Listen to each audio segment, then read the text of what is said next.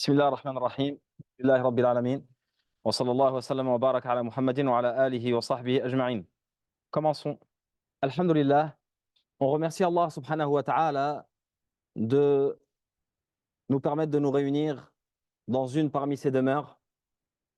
On remercie Allah subhanahu wa ta'ala de nous permettre de nous intéresser à nos adorations et on demande à Allah subhanahu wa ta'ala de nous permettre d'augmenter notre foi et de nous rapprocher de lui un maximum. نحمد الله على اللقاء بكم في هذا المسجد ونحمد الله تعالى أن جعلنا نهتم بعباداتنا ونسأل الله تعالى أن يزيدنا إيمانا وعملا إنه ولي ذلك والقادر عليه آمين. هذه الأسابيع التي بقيت لنا ces quelques semaines qui nous restent قبل رمضان سنغتنم الفرصة في هذا الوقت الذي كنا خصصناه للفقه. On avait donc ce créneau consacré au fiqh. On va, Inch'Allah, le consacrer aux règles du jeûne du mois de Ramadan. Pour ces règles, on a choisi, اخترنا كتابا من كتب الفقه ألا وهو كتاب الرسالة لابن أبي زيد القيرواني. On a choisi un livre de fiqh de référence, notamment dans l'opinion des gens de Médine, l'opinion malikite, et qui est le livre de Risala d'Ibn Abi Zayd al-Qayrawani. On a choisi donc le chapitre du jeûne qu'a écrit Ibn Abi Zayd, rahimahullah, qui est un savant très ancien, décédé en 386 de l'Hégire. Donc c'est un savant du 4e siècle de l'Hégire qui a écrit ce livre très connu qui s'appelle Ar-Risala, la lettre qu'il a envoyée à cette personne qui voulait enseigner. C'était un enseignant de Coran qui voulait enseigner les bases de la religion aux enfants. Et il a envoyé ce livre qui aujourd'hui est plus étudié par les adultes que par les enfants. Ibn Abi Zayd, rahimahullah, a cette caractéristique, son livre a cette caractéristique qu'il donne les éléments les plus importants d'une manière qui est très concise et qui est très claire.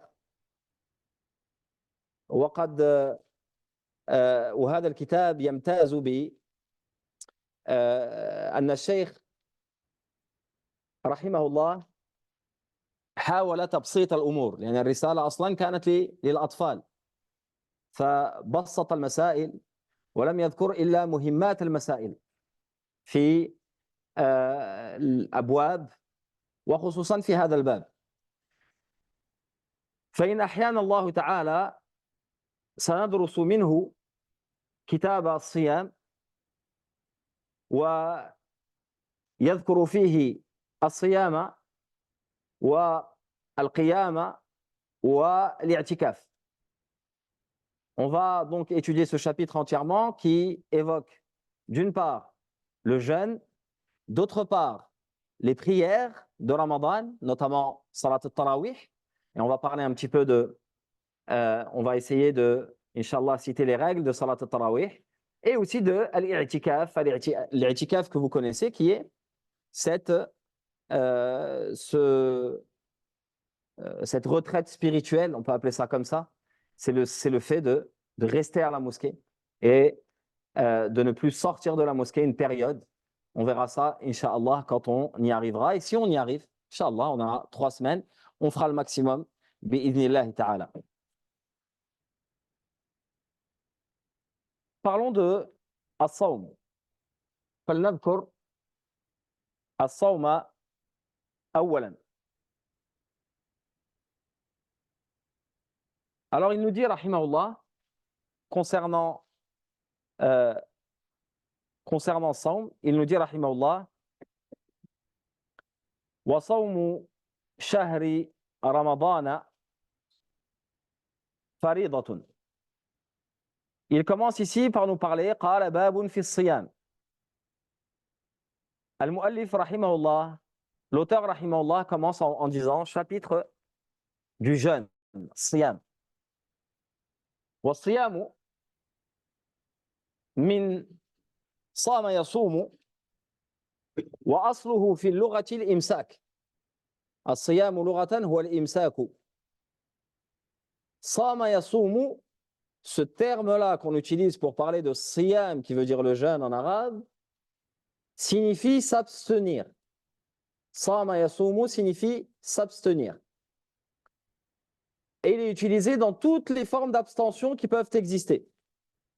وقد يكون في كل ما يمتنع الشخص منه فهو في مطلق الإمساك. إمساك عن الكلام كما جاء في القرآن إني نظرت للرحمن صوما فلن أكلم اليوم إنسيا. C'est s'abstenir de parler, comme on a dans ce verset إني نظرت للرحمن صوما. J'ai fait vœu de as-sawm, ici c'est dans le sens du silence, donc de s'abstenir de parler. فلن أكلم اليوم إنسيا.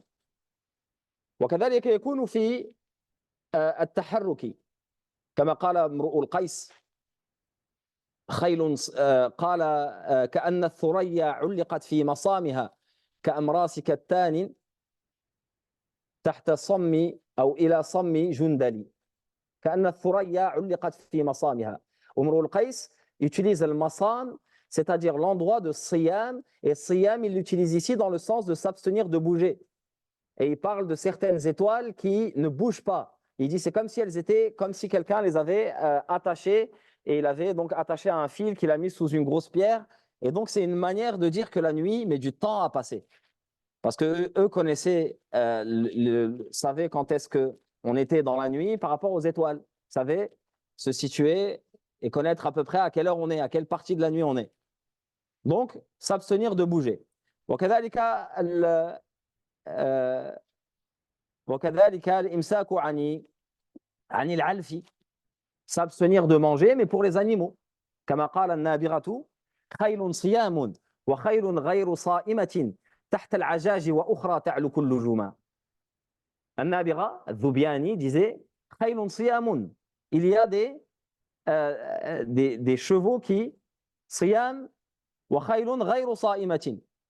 Certains se nourrissent, d'autres ne se nourrissent pas, et donc ça ne donne pas le même effet au niveau de l'attaque. Certains donc ne vont pas avoir la force de pouvoir se mouvoir. فالصيام يطلق على مطلق الإمساك. Donc le jeûne de manière générale, ce mot صيام signifie s'abstenir.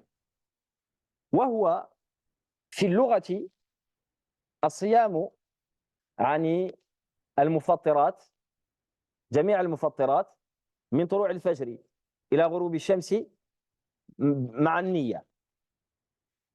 الصوم maintenant لغة ou bien shar'an dans la religion, ce terme-là de saum signifie s'abstenir de tout ce qui va rompre le jeûne, du lever de l'aube au coucher du soleil. Ma'an niyya, avec bien sûr une intention.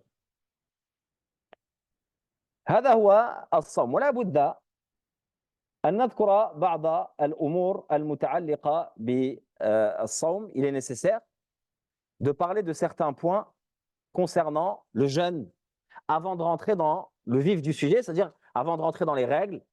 Il va nous expliquer quand est-ce que commence le jeûne, comment on fait, et si une personne lui est arrivé ceci et cela. Avant de rentrer dans les règles, parlons du jeûne en lui-même. C'est-à-dire, commençons par l'aspect spirituel avant d'évoquer l'aspect des règles à proprement dit. As-sawm awalan ta'atun lillah. La première des choses qu'il faut savoir, c'est que le jeûne, qu'est-ce que c'est? C'est une obéissance à Allah subhanahu wa ta'ala. Ta'atun lillah. Yuthabu alayha al-mu'min. Thawaban maftuhan la hudud lahu. Allah subhanahu wa ta'ala récompense celui qui jeûne sans limite. لأنه سبحانه لله. لأن الصيام لله سبحانه. Parce que le jeûne se fait pour Allah subhanahu wa ta'ala, comme c'est cité, le prophète sallallahu alayhi wa sallam nous dit قال الله كل عمل ابن آدم له إلا الصيام فإنه لي وأنا أجزي به. Tout ce que fait l'être humain comme œuvre, il le fait pour lui-même. Et c'est-à-dire qu'il en aura les récompenses qui sont les récompenses données pour tel et tel acte. Sauf le jeûne. Le jeûne, je récompense le jeûne moi-même dans le sens où, eh bien, Allah subhanahu wa ta'ala ne nous dit pas combien on a de récompenses concernant le jeûne, mais c'est sans limite. Allah subhanahu wa ta'ala nous montre ici que le jeûne a une place spéciale. Le jeûne donne le mérite qui est le plus grand mérite qui existe, qui est d'entrer au paradis. Min babin khas, d'une porte spéciale dans le paradis. Yuqalu lahu ar-rayyan. Il y a une porte qui est faite pour les, qui a été, qu'Allah subhanahu wa ta'ala a mise pour les jeûneurs, une porte du paradis, où n'entrent que les gens qui jeûnaient. Et cette porte s'appelle ar-rayyan. As-sawmu permet de s'éloigner des péchés. As-sawm efface les péchés, permet de s'en éloigner, mais il les efface aussi. Et pousse la personne à obéir. Et il y a énormément de choses qu'on retrouve dans le jeûne. Le fait de jeûner amène énormément de bénéfices, de vertus à celui qui jeûne. As-sawmu madrasatun khuluqiyya. As-sawm, c'est une école. C'est-à-dire, en jeûnant, on s'apprend à soi-même, on prend de bonnes habitudes. Parmi ces habitudes, il y a le combat contre soi-même. Akbaru jihad wa huwa jihadun nafs. C'est se réussir à se vaincre soi-même. On a envie de commettre tel et tel péché et il faut faire un combat contre soi-même pour ne pas commettre ce péché. Eh bien, le jeûne de Ramadan te permet de t'entraîner, de t'habituer à ne pas succomber à tes passions, à tes désirs. Pourquoi? Parce que quand tu regardes le jeûne de Ramadan, Allah subhanahu wa ta'ala t'interdit pendant la journée des choses qui sont vitales et qui sont halal. Des choses qui sont vitales, dont tu as besoin. Tu n'as pas le droit de manger, tu n'as pas le droit de boire. Manger et boire, c'est vital. Tu en as besoin. Et tu vas arrêter de faire ça. Pourquoi?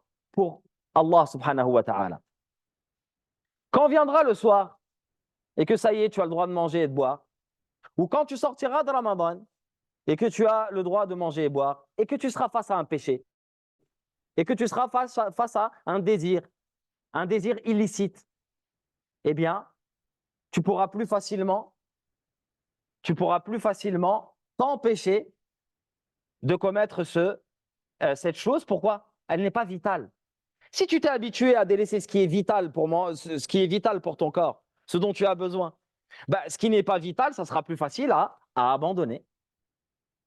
Manger et boire, c'est vital. Et pourtant, tu as réussi à tenir. Commettre tel ou tel péché, il n'y a aucun péché qui est vital.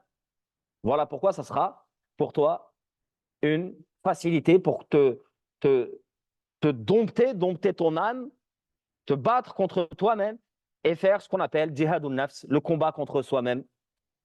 Wa muqawamatul ahwa, et la lutte contre ses désirs et ses plaisirs interdits.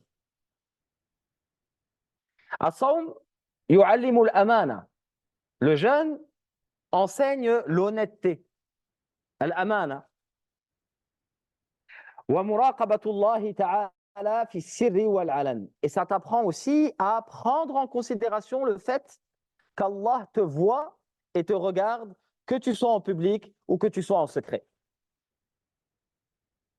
Ceux qui ont cette habitude que tout être humain a, où il a plus de facilité à commettre des péchés quand il est en privé, quand il est seul, quand il est isolé, que quand il est en public. Ça, c'est quelque chose de normal et de naturel. Eh bien, avec le jeûne, il n'y a plus de notion de privé ou de public.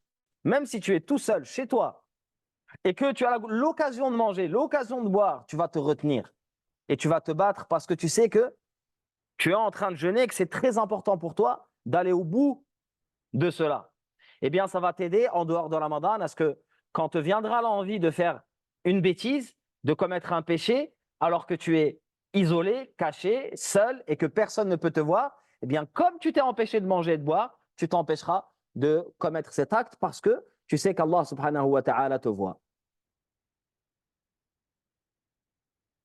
وَالصَّوْمُ يُقَوِّي الْإِرَادَةَ. الصَّوْم, le jeûne, renforce la volonté, te permet d'être une personne qui a une forte volonté. الصَّوْمُ يُعَلِّمُ الصَّبْرَ, t'apprends la patience. ولذلك قال لقمان لابنه, Luqman a dit à son fils, قال لقمان لابنه, donc il lui dit, يا بني, ô mon fils, إذا امتلأت المعدة نامت الفكرة وخرست الحكمة وقعدت الأعضاء عن العبادة. Il lui dit, lorsque le ventre se remplit, eh bien on a tendance à s'endormir.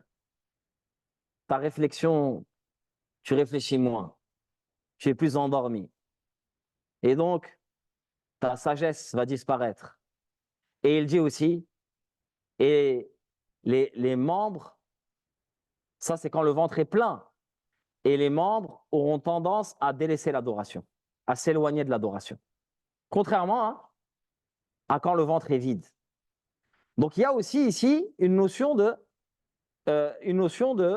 force que tu vas puiser dans le fait que ton ventre est vide.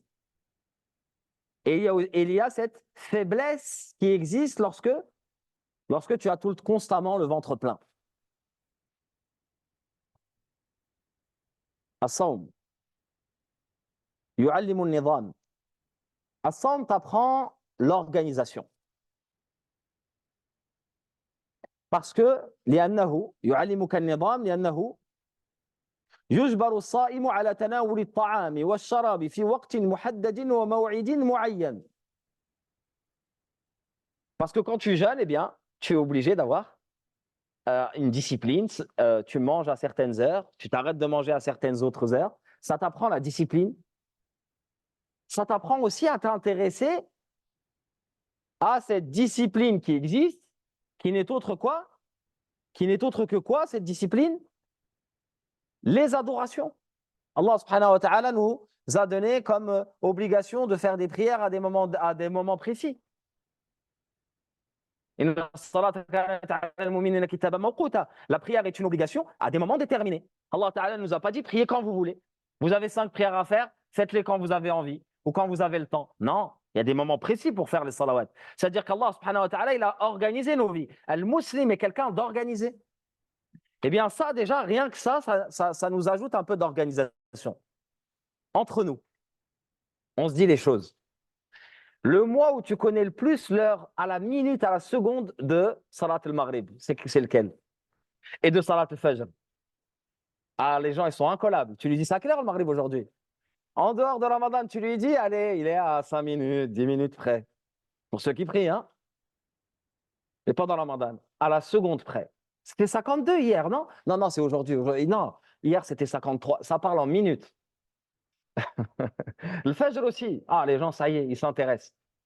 De manière saisonnière. On est sur 18 degrés, 15 degrés. Ça devient des spécialistes du soleil. Où est-ce qu'il est? Eh bien, ça fait partie de... Ça, c'est quelque chose qu'il ne faut pas critiquer. Attention, il faut toujours essayer de regarder le positif. Il ne faut pas se dire non.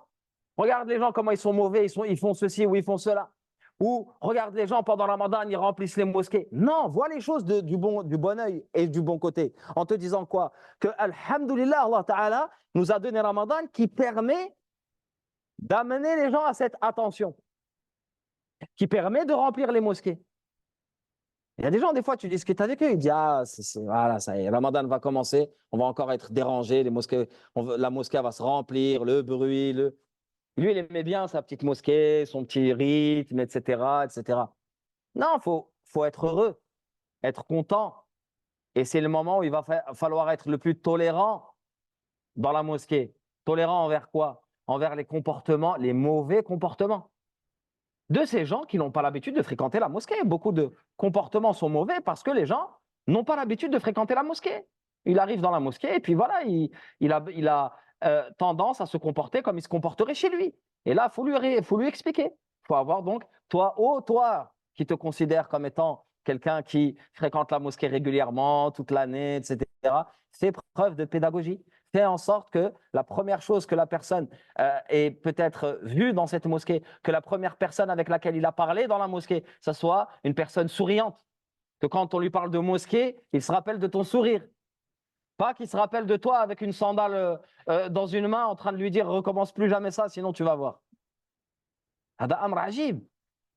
On a besoin de gens qui soient des gens pleins de sagesse et de pédagogie et qui savent attirer les gens vers le bien.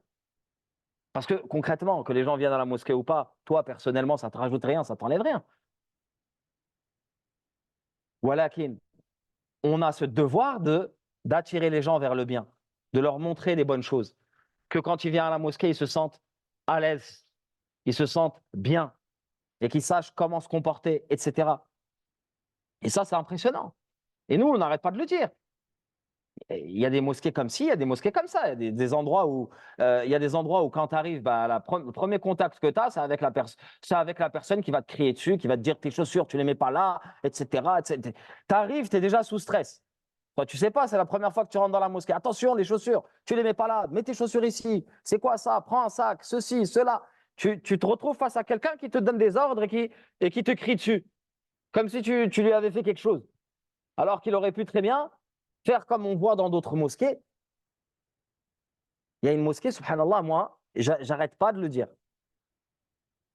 À chaque fois que j'y vais, je suis impressionné par le comportement des personnes qui sont les gilets bleus, les gilets jaunes. Les gilets bleus, on les appelle maintenant, ça y est, on n'appelle plus les gilets jaunes. Pour pas qu'on pense que. C'est impressionnant. C'est pas cette mosquée, hein, c'est pas ici. Inch'Allah, ici, ça va dépasser ce que j'ai vu là-bas. À chaque fois que j'ai été là-bas, à chaque fois que j'ai été en contact avec quelqu'un de la mosquée, ça a été quelqu'un qui m'a a pris le temps de parler avec moi, qui m'a rassuré, qui m'a dit écoute, est-ce que tu as besoin de quelque chose, etc. Tu dis subhanallah, mais. Et j'ai rencontré le président de cette mosquée, je lui ai posé la question. Je lui ai dit quelle formation vous faites? Comment vous. C'est exceptionnel. À chaque fois que j'ai parlé avec quelqu'un, il était gentil. Il n'y a personne qui m'a dit pousse-toi de là, va là-bas, qu'est-ce que tu fais? Non, mais tu comprends pas, etc. Bon, il ne m'a pas donné la recette. Il m'a dit non, on a encore des choses à améliorer, etc. Alhamdulillah. Mais il y a des mosquées où quand tu arrives, eh bien, tu es accueilli. Les gens t'accueillent. Les gens te parlent avec gentillesse, etc. Ça te donne envie de revenir. Puis il y a des mosquées, tu arrives, tu n'as même pas envie de. Et j'ai vu, moi, des gens. Hein. J'ai vu des gens rentrer à la mosquée, pas prier. Repartir avant de prier. Parce qu'il s'est retrouvé face à quelqu'un qui lui a hurlé dessus, quelqu'un qui lui a mal parlé, quelqu'un qui lui a dit tel et tel. Les gens ne sont pas tous au même degré. Moi, quand j'arrive à la mosquée, j'arrive ici, il y a quelqu'un qui lève la voix. Je sais, je connais, j'ai l'habitude de prier ici. Je sais qu'un tel, c'est un tel, voilà, on connaît, c'est le hajj un tel, lui, c'est comme ça. Tu as l'habitude de prier dans la mosquée, donc tu connais un peu les gens. Et tu sais qu'il n'est pas forcément méchant, que autant aujourd'hui il a crié, mais hier il nous a donné des dates, il a amené telle et telle chose. Tu arrives à équilibrer. Alors que quand tu viens pour la première fois dans une mosquée et que ce n'est pas de la mosquée que tu as l'habitude de fréquenter, voire quand tu n'as même pas l'habitude de fréquenter une mosquée. C'est la première fois de ta vie, tu viens, tu rentres dans la mosquée. Il faut que tu tombes sur quelqu'un qui t'accueille, subhanallah. Tu tombes sur quelqu'un qui t'accueille. Ça ne veut pas forcément dire qu'il va faire. Un sourire, c'est suffisant. La mahabba. Quand tu vas dire à quelqu'un de te mettre à côté de toi, de se rapprocher, tu vas lui dire avec gentillesse. Tu vas voir pendant Tarawih, pendant Ramadan, tu vas voir des gens qui ne savent pas se mettre sur un rang. Il se met devant, il se met derrière. Bah, au lieu de le tirer d'une manière un peu brusque, voilà, tu lui expliques, tu dis juste un petit peu, comme ça, en chuchotant. Voilà, la personne ressent de la gentillesse, il est content, etc. Et s'il a une question, Inch'Allah, il te la posera à la fin. Il aura quelqu'un à qui il peut parler et avec lequel il est en confiance. Je fais exprès que cette parenthèse soit longue. Là, je parle d'un sujet qui est très important. Parce que vous ne savez pas. Et ça, je ne l'ai pas entendu une fois, ni deux fois, ni trois fois. Je l'ai entendu beaucoup de fois. Des gens qui ne viennent pas à la mosquée parce qu'ils ont peur. Ça, vous n'avez jamais entendu ça. Tu parles avec quelqu'un qui vient de se convertir à l'islam, par exemple, ou pas, hein, tu lui dis pourquoi tu vas pas à la mosquée? Il dit franchement, rentrer dans ça me fait un peu peur.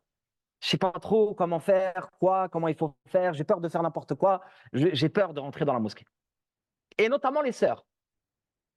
J'ai entendu beaucoup de sœurs converties dire à d'autres personnes, est-ce que vous pouvez m'accompagner à la mosquée? J'aimerais bien voir la mosquée. Mais vas-y, la porte, elle est ouverte. Non, non, non.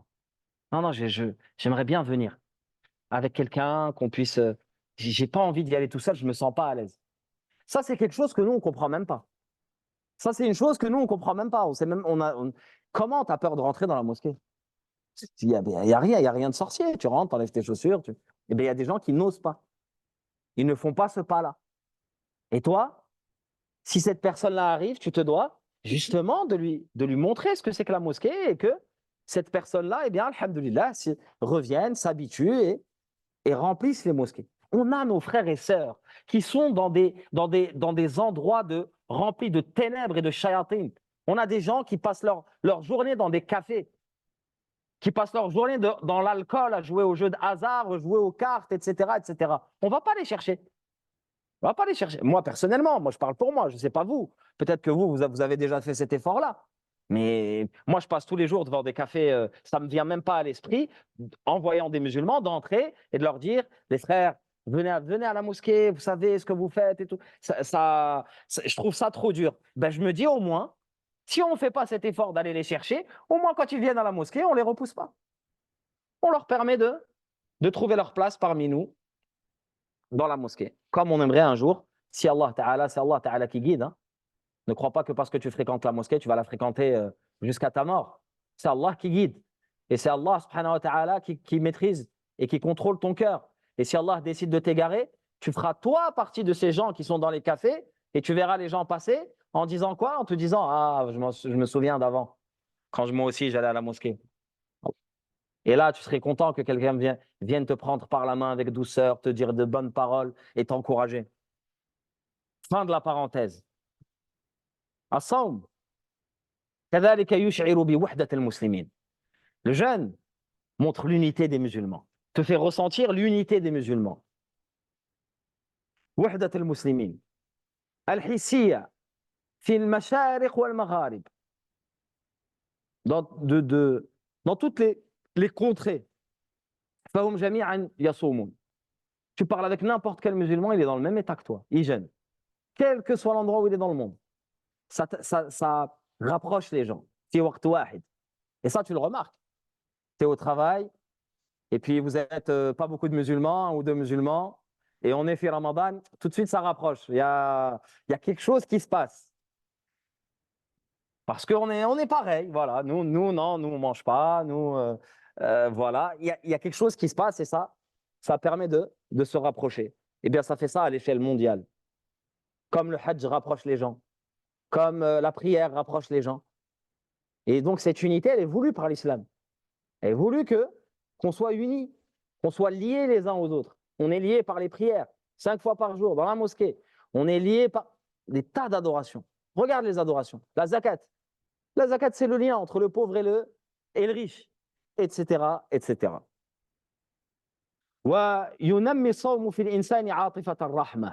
Le jeûne amène aussi ce sentiment de miséricorde. Subhanallah.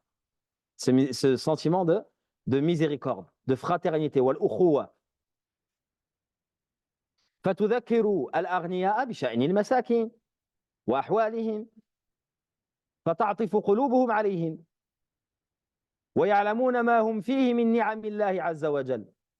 Ça permet aux riches de connaître la situation des pauvres. Ce que ça veut dire. Même si en général, et ça c'est un truc qu'il va falloir qu'on en parle à un moment donné, même si en général les gens accumulent juste un petit peu de frustration qu'ils vont, comment dire, étancher le soir. Mais le fait d'avoir faim, si tu y penses, tu te dis subhanallah, regarde, moi c'est volontairement que j'ai faim. C'est moi qui ne veux pas manger. Il y a des gens, c'est pas volontaire. Il y a des gens, c'est pas volontaire. C'est comme ça. Tu te dis, regarde les vidéos qu'on a en ce moment de Gaza. Tu vois, Gaza, il fait froid. Les gens n'ont rien. etc. Ça te remet en question. Tu dis, subhanallah, regarde ces gens, ce qu'ils vont avoir Yawm al-Qiyamah comme récompense pour la patience. Et moi, qu'est-ce que je fais? Des petites choses comme ça y est, j'ai l'impression que je fais quelque chose de... Et moi, j'ai mon rôle vis-à-vis de ces gens qui souffrent. Je me dois de les aider. Tant que possible, bien sûr. On peut rien faire vis-à-vis de ce qui se passe par rapport à ce qui se passe avec nos frères à Gaza. Si on pouvait, on irait sur place. On les aiderait, on les prendrait dans nos bras, on leur donnerait à manger nous-mêmes. Mais on ne peut pas. Eh bien, ça doit nous faire réfléchir. Et Ramadan te permet que tu ressentes ça. Tu ressentes le manque. Ce que les gens ressentent tout le temps. Et donc, ça amène cette miséricorde. Et ça te pousse à donner. Quand tu auras l'occasion d'aider, tu aideras. Parce que tu diras, je sais ce que ça fait.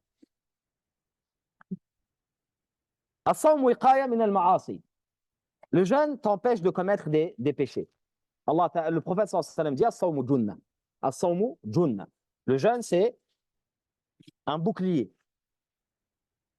إذ حرم الله فيه مؤقتا ما به قوام حياة الصائم وهذا ذكرناه ثم بعد ذلك بعد أن ذكرنا شيئا من فضل الصوم لا بد أن نذكر بعض الأمور التي تتعلق بفضل رمضان.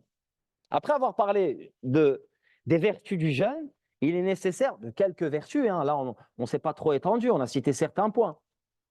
Il est nécessaire de parler de quoi? Des vertus du mois de Ramadan. Parce que là, il y a deux choses.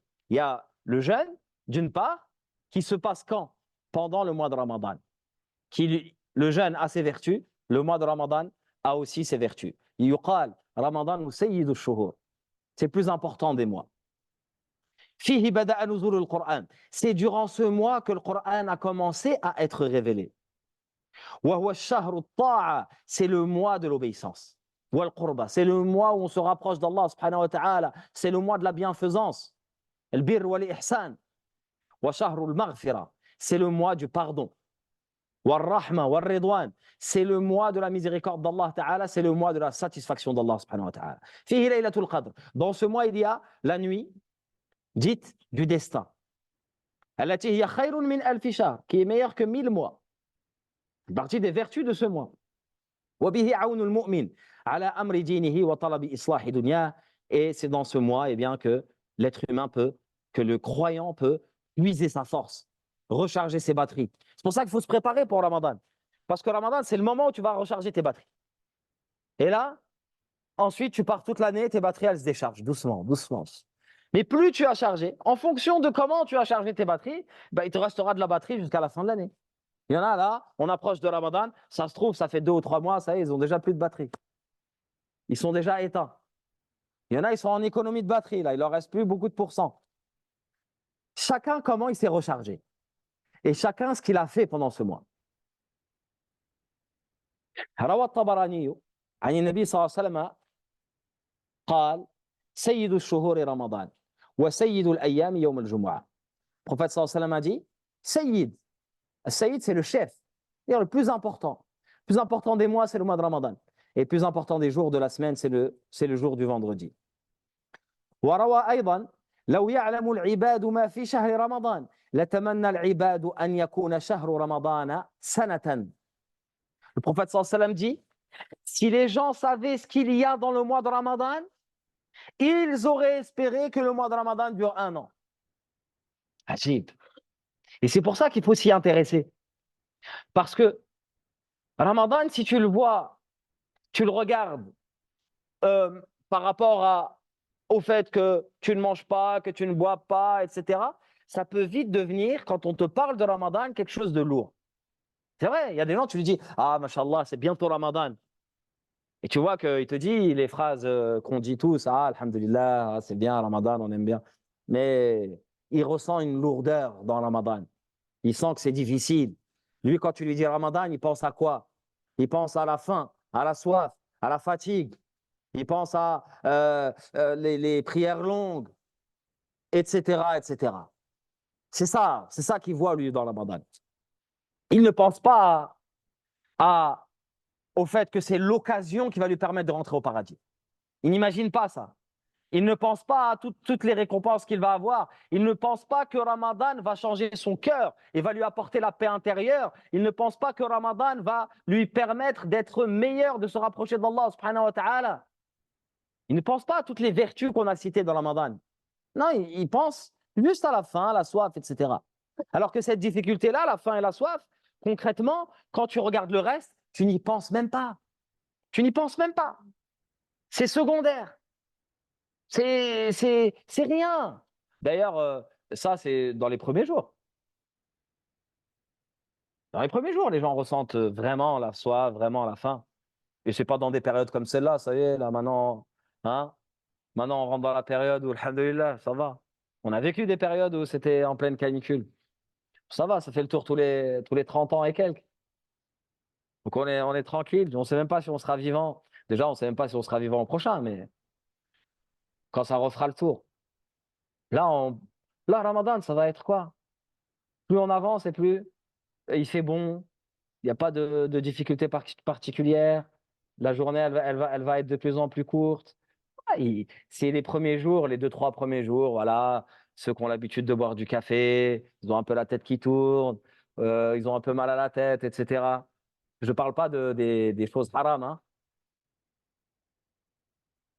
Et bien là, à ce moment-là, au bout de quelques jours, ça y est, ça devient habituel. Limite, quand tu finis Ramadan, pour toi, ça devient un détail. Manger, boire, c'est pas. Le jour de l'Eid, tu as ce moment tu te dis, ah oui, non, c'est bon, aujourd'hui j'ai le droit. C'est pour ça qu'il faut changer sa mentalité. Il faut, quand on te parle de Ramadan, il faut que tu sois content. Content, heureux.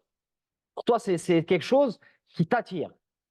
Et si ce n'est pas le cas, c'est que tu n'as pas encore réellement compris le véritable sens de Ramadan.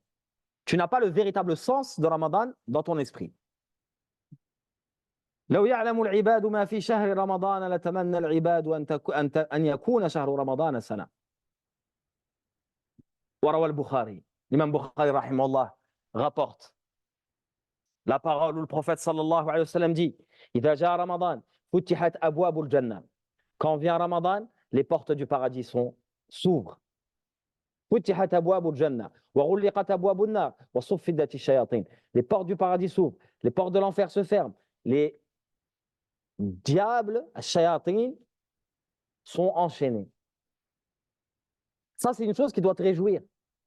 De dire, subhanallah, je vais vivre une période où moi, qui ai des difficultés, qui ai des problèmes avec Allah, subhanahu wa ta'ala, dans ma relation avec Allah, subhanahu wa ta'ala.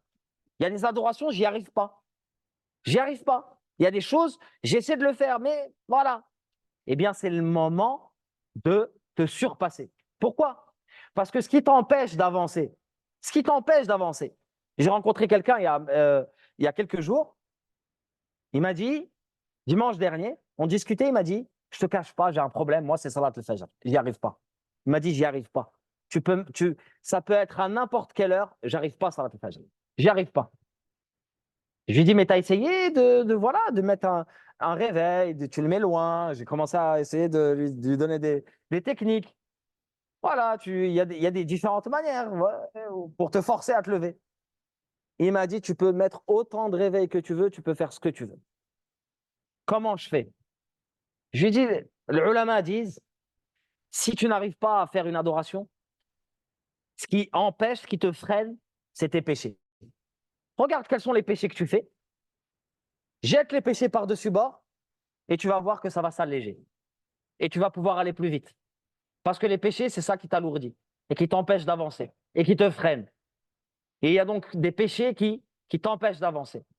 Ramadan, c'est le moment où, comme on jeûne, comme on est sensible, comme autour de nous, il y a moins de péchés, ben, ça te permet de te libérer de ces péchés.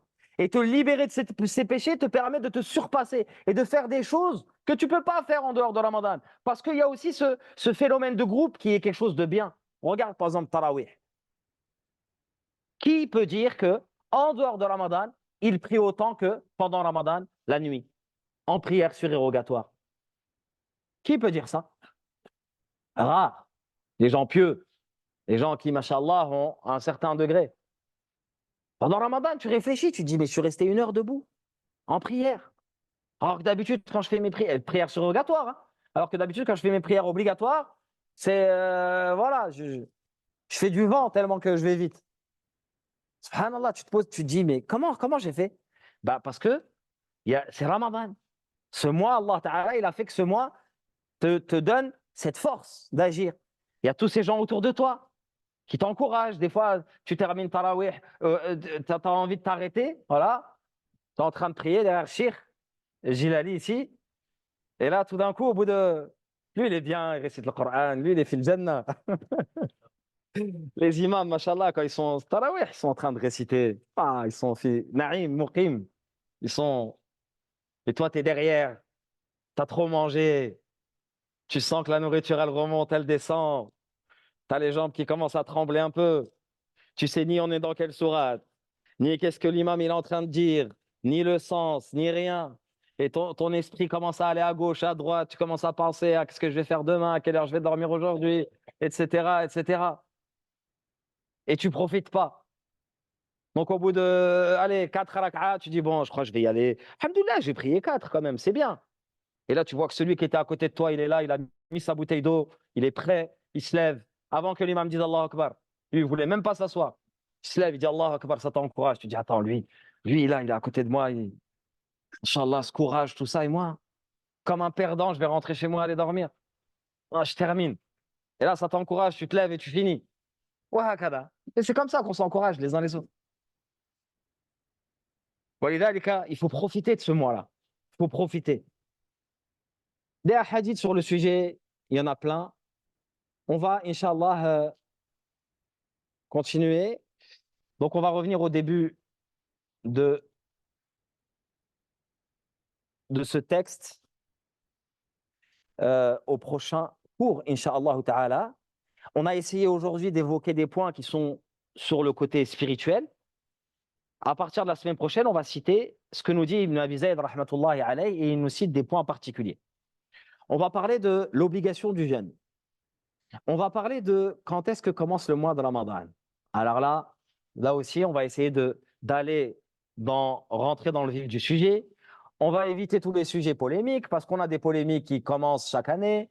Chaque année, dès que Ramadan va commencer, ça y est, on va avoir ceux qui sont pour la vision, ceux qui sont pour le calcul, qui vont commencer à s'envoyer des pics. On a à la fin de Ramadan ceux qui sont pour Zakat al-Fitr en nourriture, ceux qui sont pour Zakat al-Fitr en argent, qui s'envoient des pics aussi. Chacun y va de son argument pour dire que c'est lui qui est dans la sunna, c'est lui qui a compris la religion et les autres non, etc., etc. Donc, c'est important de savoir concrètement comment on commence le mois de Ramadan, sur quoi on se base, qu'est-ce qu'un mois lunaire, etc., etc. On va essayer, Inch'Allah, de parler de tout ça brièvement et aussi de voir où est-ce qu'on regarde. On peut se poser des questions. Quand tu regardes le croissant de lune, tu regardes où? Dans quelle direction? Quel jour? À quelle heure? C'est question, ça. Et ça, c'est des choses qui se sont perdues. Les gens, naturellement, ils le faisaient. Et ils le faisaient pour tous les mois, pas seulement pour Ramadan. Ils le faisaient pour tous les mois, pour savoir quel mois on est. Ils regardaient dans le ciel, ils disaient, ah, ça y est, c'est le mois de Muharram, c'est le mois de... etc., etc. Et ça s'est perdu. Aujourd'hui, on a un problème qui est quoi? Qui est qu'on ne sait plus déterminer le vrai du faux, maintenant, avec Internet, les réseaux sociaux, etc. Parce qu'on a des gens qui disent des choses, des gens qui disent leur contraire, et on ne sait pas trop. Pourquoi? Parce qu'on n'a pas on n'a pas fait ce qu'on est censé faire en tant que musulman. À la base, ça veut dire apprendre dès ton plus jeune âge. Tu sais, tu connais. Ce sont des choses basiques de la religion. Tu sais quand est-ce que c'est les heures de prière. Tu sais quand est-ce que commence le mois, quand est-ce que se finit le mois de Ramadan, etc., etc. C'est des choses qui sont basiques que tout un chacun doit savoir. Et une fois que tu connais ça et que tu entends maintenant des gens parler sur le sujet, bah au moins tu les écoutes avec une oreille avertie. Tu sais de quoi ça parle. Et tu sais que lui, s'il dit ça et que lui, il dit le contraire, c'est peut-être parce que c'est juste deux opinions qui sont différentes et qui proviennent de gens respectables et il n'y a pas de souci là-dessus. Et ça, c'est quelque chose de nécessaire. Il est nécessaire, on n'arrête pas de le dire, il est nécessaire qu'on s'intéresse à notre religion et qu'on comprenne les règles et qu'on les apprenne. Toutes ces règles-là dont on parle, notamment le vendredi ici, lorsqu'on se voit, et c'est les cours de fiqh, Ce sont des règles de base qu'il faut que tout un chacun connaisse. Il faut que tu saches prier, il faut que tu saches jeûner, il faut que tu saches donner zakat, il faut que tu saches faire le hajj. C'est des choses qui sont basiques, que tout musulman doit connaître. Et ensuite, eh bien, tu vas rentrer dans des choses qui sont un petit peu plus poussées, tu vas pouvoir approfondir tes connaissances, et ça, c'est une chose nécessaire. En tant que musulman, tu ne peux pas rester des années, des années, des années sans avoir le minimum, sans savoir lire l'arabe, sans savoir lire le Coran. C'est pas concevable. Il y a des gens qui, pendant Ramadan, ils sont à côté de toi, ils sont en train de lire le Coran. Chaque lettre, c'est 10 hasanat, qui peut être même multiplié par je ne sais combien. Et toi, tu es toujours au même stade, Ramadan après Ramadan, tu ne sais même pas lire. Combien de temps ça prend à apprendre à lire? Quelques jours? Quelques semaines? Tu ne peux pas, comme ça, investir quelques semaines. Nous, on le fait en 6 semaines sur Béaba. C'est pour les gens qui apprennent à lire et qui apprennent à lire et écrire, hein, à lire et écrire, et qui veulent se perfectionner dans ce domaine, ça veut dire terminer, ça leur prend 6 semaines. C'est-à-dire apprendre à lire et écrire, ça leur prend 6 semaines, à raison de combien? Allez, 20 minutes, une demi-heure par jour. À peu près 20 minutes, une demi-heure par jour.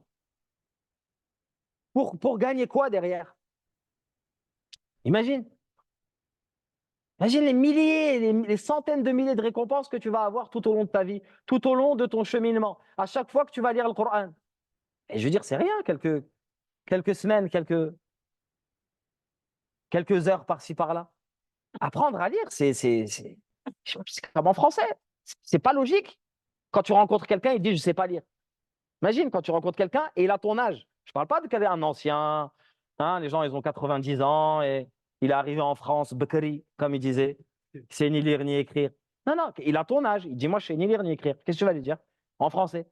Tu rencontres quelqu'un, il dit, moi, je sais ni lire ni écrire. Tu veux dire quoi? Ben, apprends, c'est rapide. Imagine tout ce que tu rates en ne sachant pas lire et écrire. Eh ben, en arabe, c'est la même chose. C'est aussi simple que ça.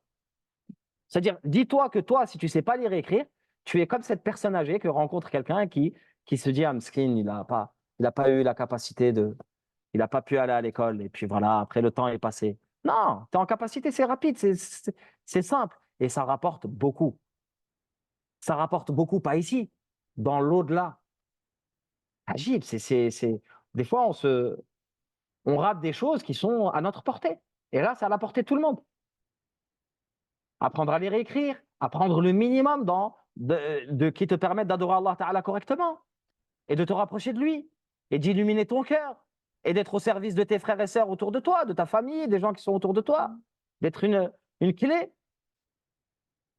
qui ouvre la porte du bien. Ça, c'est quelque chose de nécessaire. Barakallahu fikum. Je ne vous retarde pas plus. Il fait froid. Jazakumullah khair, vous avez tenu. Qu'Allah subhanahu wa ta'ala vous récompense, nous récompense tous pour cette patience. Et on se dit, Inch'Allah, la semaine prochaine. Subhanakallah wa bihamdik. Ashhadu an la ilaha illa ant. Astaghfiruka wa atubu ilayk. Wa akhiru da'wana anil hamdulillahi rabbil alamin. Barakallahu fikum.